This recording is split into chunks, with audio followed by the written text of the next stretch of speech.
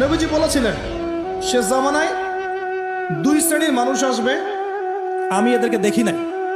নবীজি দেখেন নাই মানে 1400 বছর আগে ওরা ছিল না। এক শ্রেণী হচ্ছে হাতের মধ্যে মানুষকে মারার কিছু অস্ত্র নিয়ে ঘুরে বেড়াবে। এরা মানুষকে নির্মমভাবে পিটাবে, নির্মমভাবে পিটাবে, নির্মমভাবে মানুষকে পিটাবে।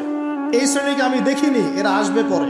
আর এক শ্রেণী হচ্ছে এমন এক শ্রেণীর মহিলা বের হবে যারা কাপড় পরেও নগ্ন থাকবে, নিজেরাও আকৃষ্ট হবে, অন্যকে আকৃষ্ট করবে। তো এই মেয়েদেরকে তো দেখতে পাচ্ছেন, এখন পারছেন না? তার মানে কিয়ামত কাছে না দূরে?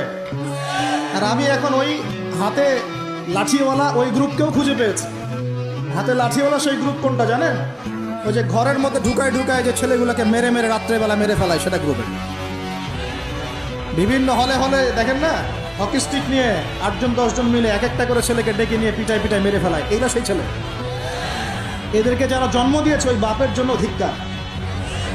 এদেরকে যারা জন্ম দিয়েছে এই বাপের জন্য ধিক্কার।